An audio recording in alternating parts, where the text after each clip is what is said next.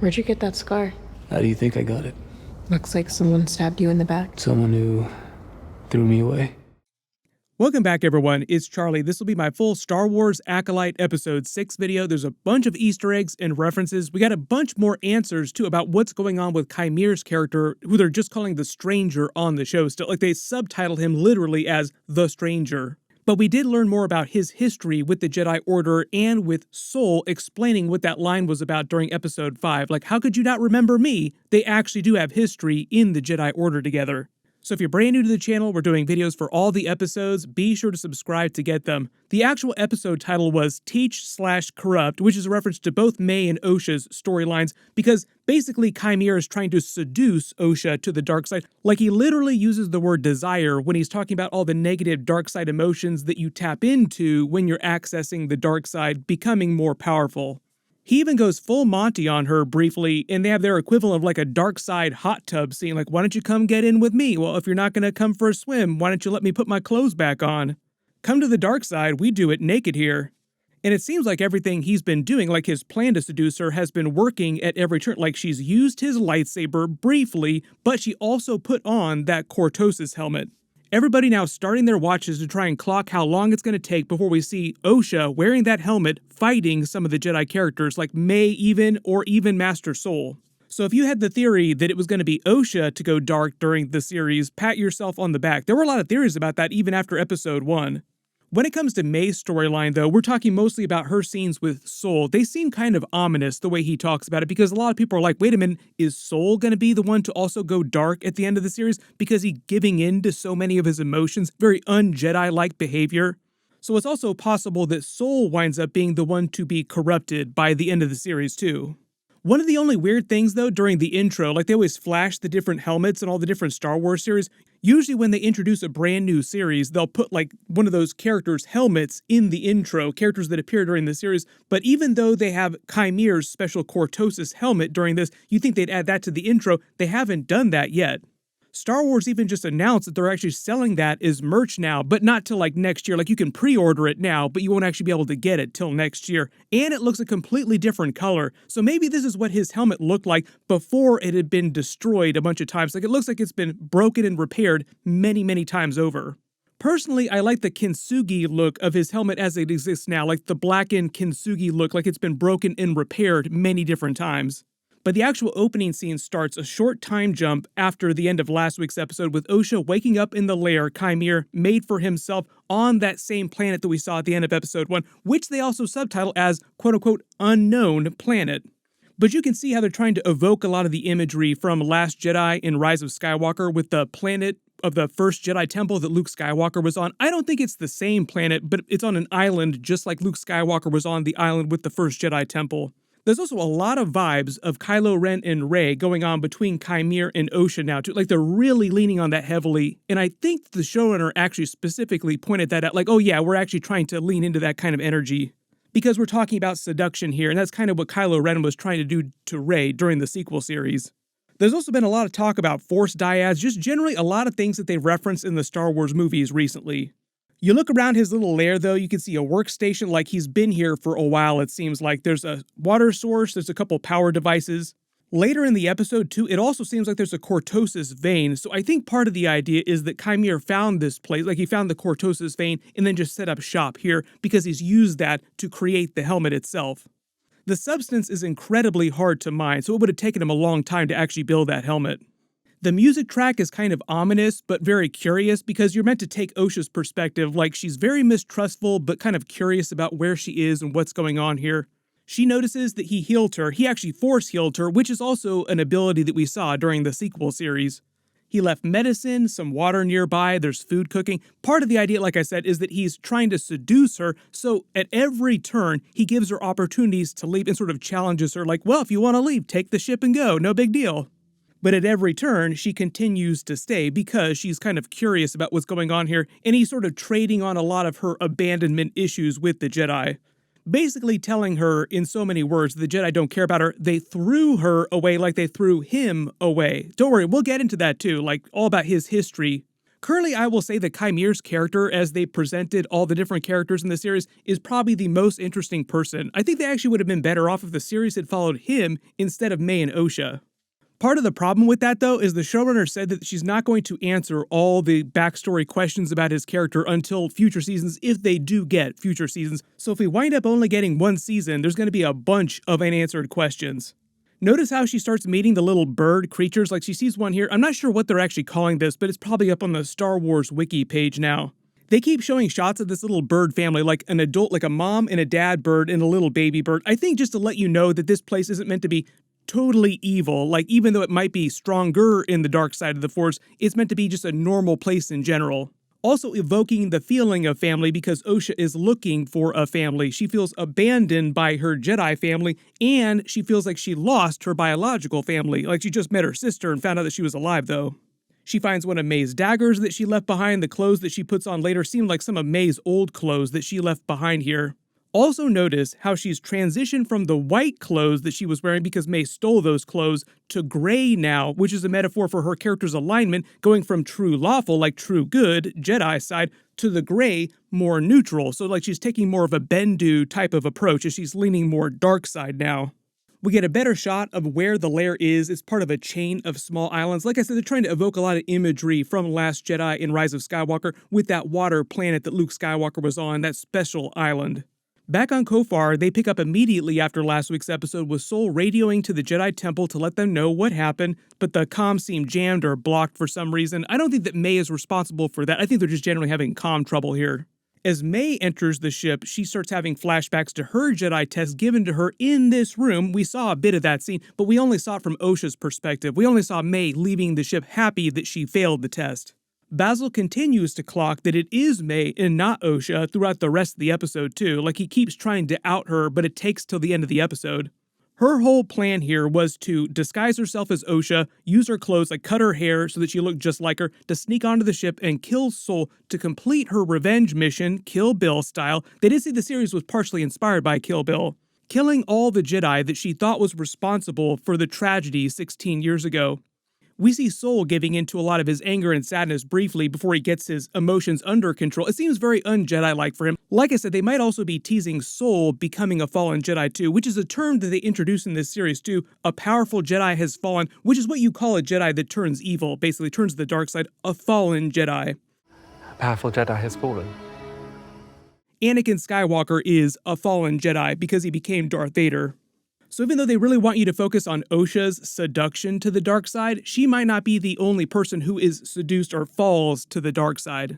The other interesting thing about that too, if Sol winds up falling to the dark side, that'd be another way to keep the secret of Kymir's Dark Jedi, even if they're not going to be Sith, whatever they want to call it. Like if he becomes the original Ren character that the Knights of Ren are based on. The few easy ways to keep that secret would be if you either kill anybody that knows the secret, or if you also turn to the dark side and want to keep the secret to yourself. Basil starts to repair Pip as he plugs him into the ship. I think this is just setting up the reveal of Sol learning the truth that it is May. Back on Mystery Darkside planet, Kymir is wearing the same robes from last week. We see that massive scar on his back. He explains that later in the episode too, like he's got burns on his upper neck, he's got some burns on his body too. The way he explains that scar to Osha later in the episode is that his former Jedi Master attacked him. I think it's just whatever event led to him leaving the Jedi Order, like there was some conflict that he fought with his Jedi Master. That might actually be, early theory, Vernestra Rwoh herself, because that wound on his back, that scar, does not look like it was made by a normal lightsaber wound. Like it's all jagged and messed up, kind of like the wound that Vernestra Rwoh's messed up looking lightsaber whip might leave. So when Kymir was telling Sol, how can you not remember me at the temple, it could have just been before Master Sol became a Jedi Master, when he was still a Jedi, when Kymir, just based on his age, would have been a Padawan. During the episode, he kept referencing how he used to be part of the Jedi, but something happened. We haven't gotten the full story yet, but it just feels like they're hyping up a rematch battle between Vernestra Rwoh with the lightsaber whip, and Sol will be there to also witness that Vernestra Rwoh wasn't totally telling him the truth this whole time about the Jedi Order that he believed in so much. This gets back to Sol potentially falling from grace, so to speak, falling to the dark side. Part of what Kymir said during episode 1 is the way you defeat the Jedi is basically to get them to stop believing in the Jedi Order. And maybe potentially seeing what happened between Vernestra Rwoh and Kymir in the past or remembering it will cause him to lose faith in the Jedi. We get a much better look at his lightsaber. I am sure they'll start selling this as merch as soon as possible if they haven't already. Clearly this whole time he knows exactly what she's doing, trying to tell him pick the lightsaber up, but remember it's meant to be a seduction, so like he's gone full Monty here in this little dark side hot tub situation. So he's mostly just messing with her throughout the episode, telling her how good she looks holding his lightsaber, like, wow, you're amazing, look at that stance. Basically buttering her up as much as possible. When he says your anger betrays your thoughts, it's meant to be a callback to Return of the Jedi when Darth Vader sensed Luke Skywalker's thoughts and emotions and it revealed Leia existed, like letting Darth Vader know that his daughter was alive. Sister. So, you have a twin sister. Your feelings have now betrayed her too.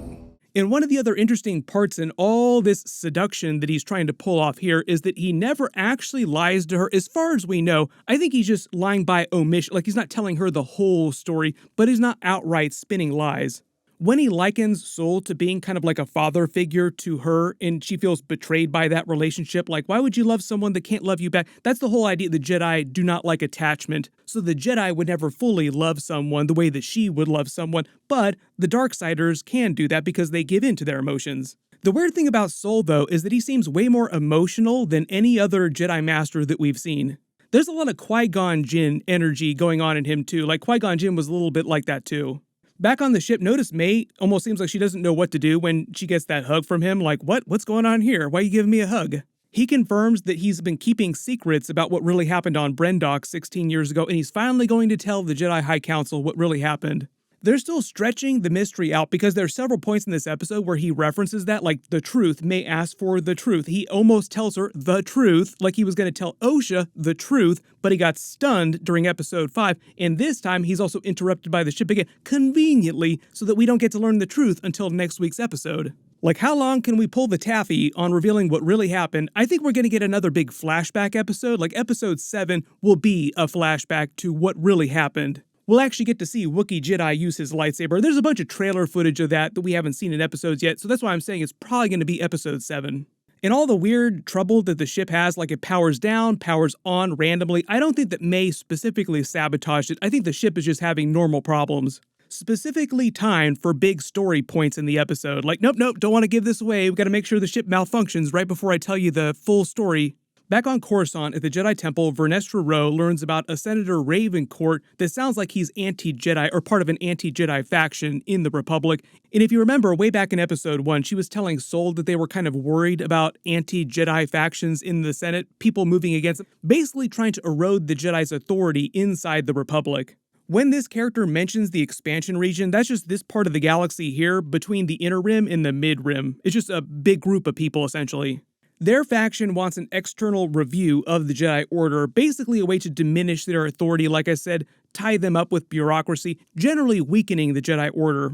Notice when he says the Jedi shouldn't be worried because they're always transparent with the Senate. Obviously that's a lie because they're lying right now by omission. Like she said, no, let's not tell the Jedi High Council that this might be some dark side Jedi out there or some Sith. She didn't say the word Sith, but she said some other faction, some other order of Jedi. But part of the idea now is that they're keeping secrets from the High Council, which means the High Council by default is keeping secrets from the Senate, which is bad. And also within the Jedi Order, just in general, Sol, those other Jedi from 16 years ago, have been keeping secrets from the Jedi Council of Vernestra Rwoh themselves too. So it's secrets within secrets within secrets, slowly eroding the Jedi Order.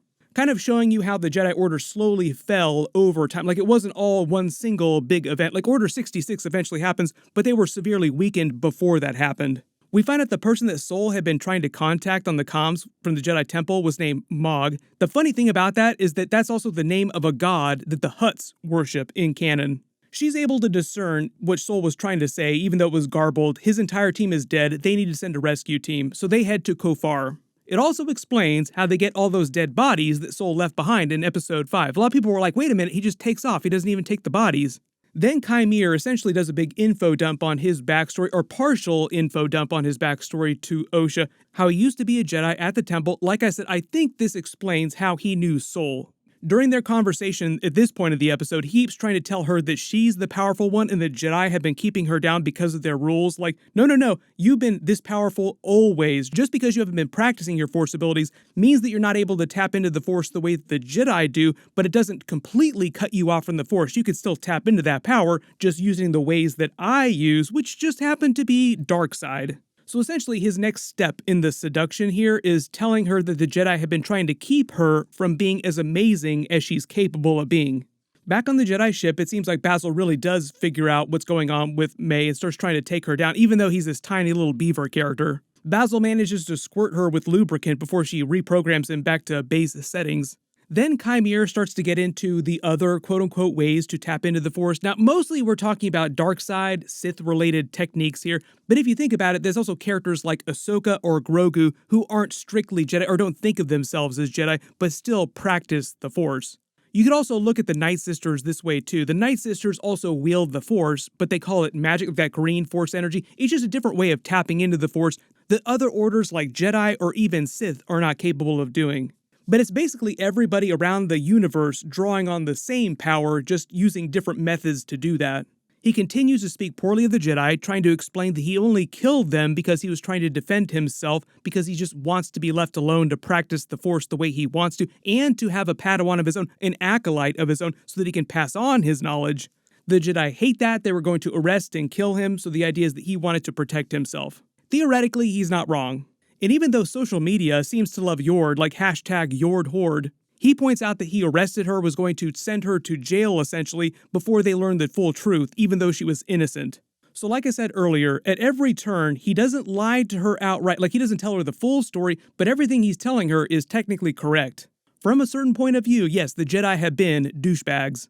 Notice through all of these scenes too, she hasn't let go of his lightsaber, like she's still holding it. He taunts her more, trying to force her to give in to her emotions, like basically do the same thing the Emperor was doing to Luke Skywalker, like lash out with your anger. While he's doing this, successfully because she does ignite the lightsaber and act like she's about to kill him. He reveals more details about being thrown away by the Jedi, like he feels like he was thrown away. He also gets into the idea that he feels like the freest you could possibly be is at rock bottom, like you have nothing left to lose, nothing holding you back at that point, which is a path to become even more powerful. Back at the Jedi Temple, before they take off, notice this alien here they're talking to is a Selkath from the Knights of the Old Republic game. They were formerly an expanded universe creation. This is their first live-action canon appearance on this series. The showrunner said that some of the series was also inspired by the Knights of the Old Republic games, but didn't get into a ton of detail about what specifically she pulled from those games.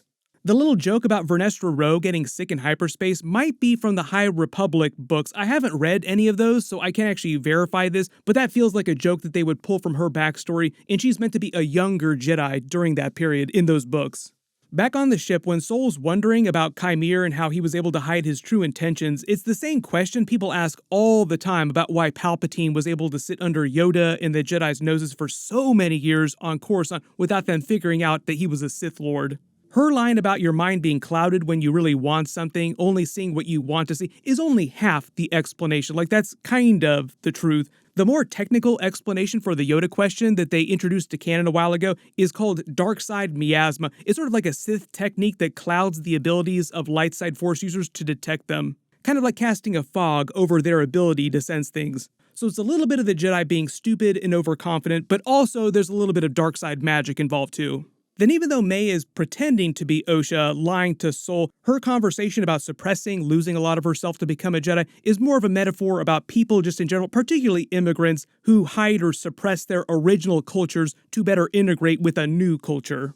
Then, like I said earlier, conveniently, the ship powers on, interrupting Sol just as he prepares to tell May the truth about what happened 16 years ago, who then stuns her, revealing that he knew it was her the whole time. There were a lot of questions about this after episode 5, like how come Sol didn't try to read her mind? Like, is he dumb? What's going on here? Will he figure out really fast? There are a couple ways to explain him not being the biggest idiot in the world. My assumption is that he figured out it was her at some point during their earlier conversations in just sensing her emotions the same way that Chimere was sensing the emotions coming off of Osha pretty early on. Like, wasn't exactly reading her mind, but could sense that it wasn't Osha. Basil also pokes his head out here right after he stuns May, so maybe Sol sensed Basil's thoughts that it really wasn't Osha. Then weirdly, he turns off his transponder and leaves Kofar orbit just as the Jedi rescue team shows up. Normally, you would think this is kind of shady, like, wait a minute, why is he doing this? I think the reason is because of all the Jedi bureaucracy that pissed him off earlier in the series. Because remember, earlier in the series, multiple times they tried to stop him dead in his tracks with a bunch of meetings and bureaucracy. Like, no, you can't go after them, even though you might catch them much faster. We need to sit around and talk about this for a couple weeks before you do anything.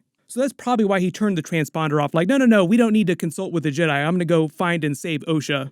Back on the mystery planet, Kymere continues to repair his Cortosis helmet, saying that he made a mistake with May, thinking that she wanted to become more powerful and learn from him, like learn what he had to teach, when really she just wanted simple revenge. Thought she wanted what I want. What do you want? The power of two.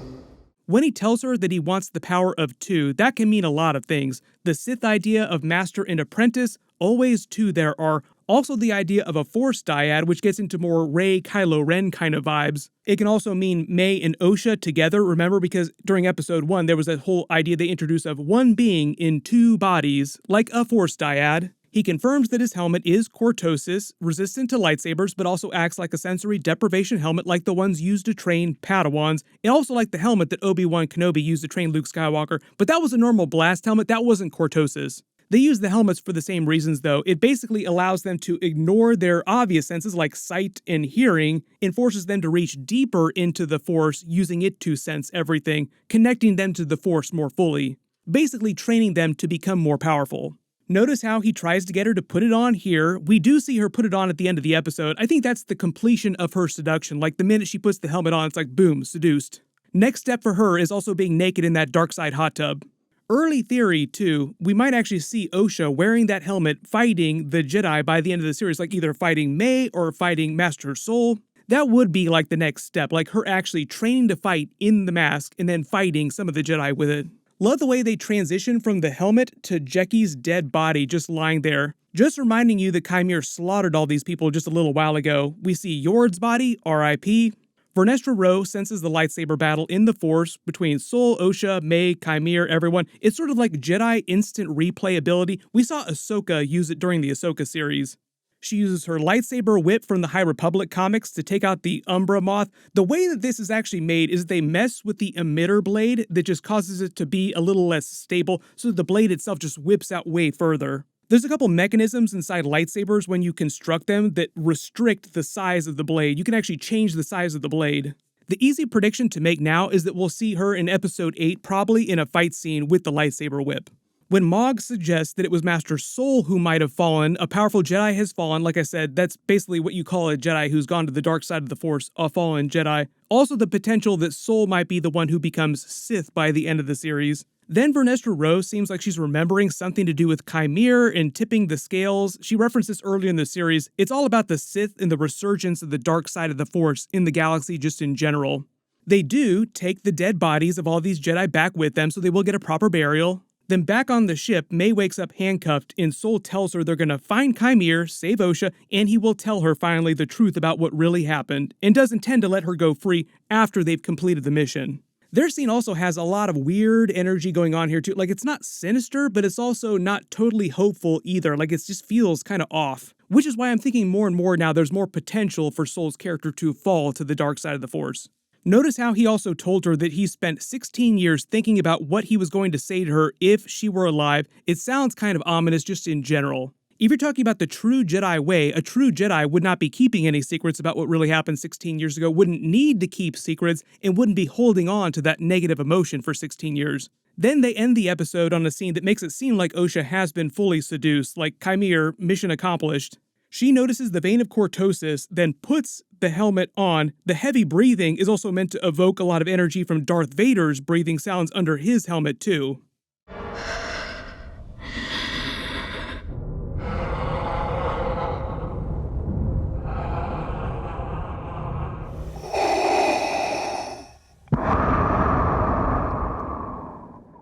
Also, when he explains what happens when you wear the helmet, he says it's just you and the Force in there and what you bring in with you. It's meant to be similar to what Yoda told Luke when he went into the cave on Dagobah. The cave essentially amplified Luke's feelings when he went in, so the helmet's kind of doing the same thing too. It has the same effect, helping to amplify your power, your emotions, making you stronger.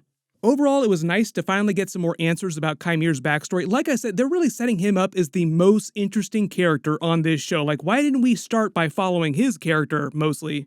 I'll be real bummed out if they end this series without answering some more questions about what's going on with him. If there's any other Easter eggs or references that you spotted in the episode that I didn't talk about in the video, or any big questions you have about the characters, just write them below in the comments. My full episode 7 video will post next week after they release it. Like I said, I think it's mostly going to be the other side of that flashback to 16 years ago to explain what really did happen, like the actual full truth. There's a bunch of big stuff coming up. My Boys Season 4 Episode 6 video will post next. Be sure to enable alerts for my channel so you don't miss that. Everybody click here for that. I'll update the link as soon as I post that. And click here for my brand new Game of Thrones Season 2 Episode 3 video. Thank you so much for watching, and I'll see you guys in the next one.